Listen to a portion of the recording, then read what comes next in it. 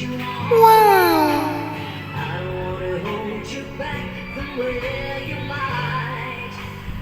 Mga mare, ang ganda nga ng tanawin dito sa Zambales.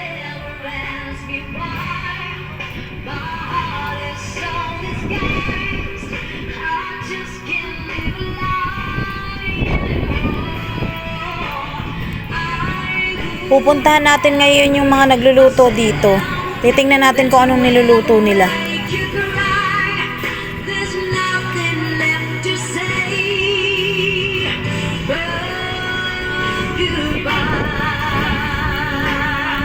Ito nga pala yung niluluto nila. May pusit, may pakol. At dito naman sa banda dito, may adobong puwit ng manok. Eto pang isa. Eto nga pala si Boy. Boy ano to eh? Boy Toyo. Nagluluto siya ng nilaga. Pinapakilala ko nga pala sa inyo. Eto yung dumaan na nakaitim. Si Boy Bote. Si Boy Tangkad. Eto, pupunta tayo sa Kubo. Titingnan natin yung mga kasama natin. Wow! Pakita ko muna yung view sa inyo para makita nyo. Ayan, diba? Ang ganda. Ito yung cottage namin dyan.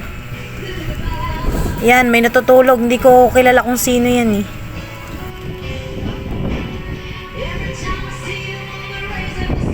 Di na kailangan ng background music eh. May music na kasi.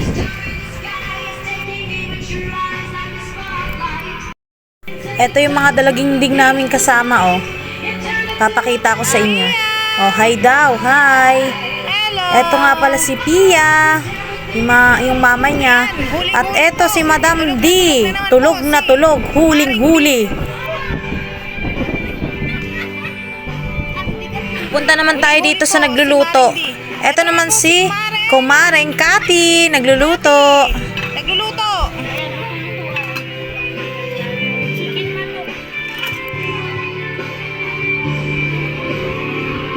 Punta naman tayo dito sa lamesa namin. Ito, walang kalaman-laman.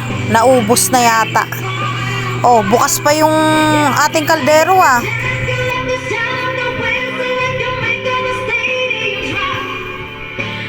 Hapon na nga to at naliligo na kami dito.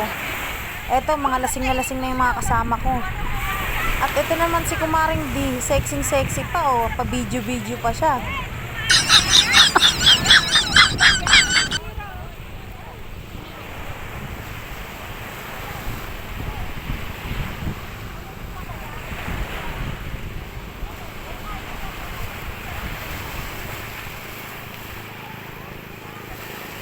Sana laging may pa-outing si Boss Bitin.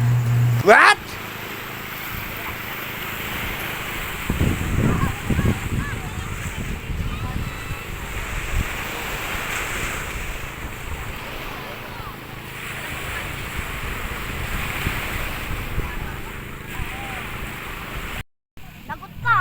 Malapit na nga palang lumubog dito ang sunset. Ayan, makikita nyo. Oh, di ba? Ang ganda.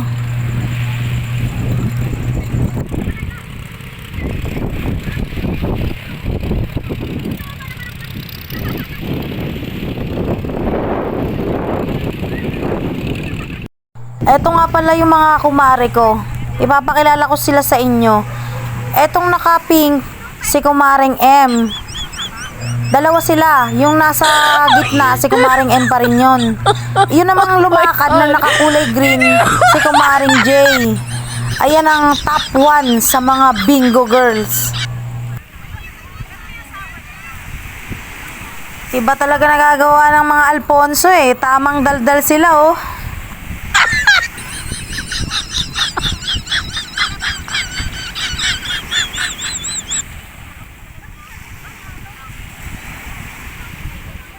Ano ba mga mare? Aahon pa ba kayo? Pinapaahon na tayo ng gwardiya dito sa tubig. Bawal na daw maligo pag gabi. At hanggang dito na nga lang ang ating video mga mare. Hanggang sa susunod, maraming salamat sa panonood.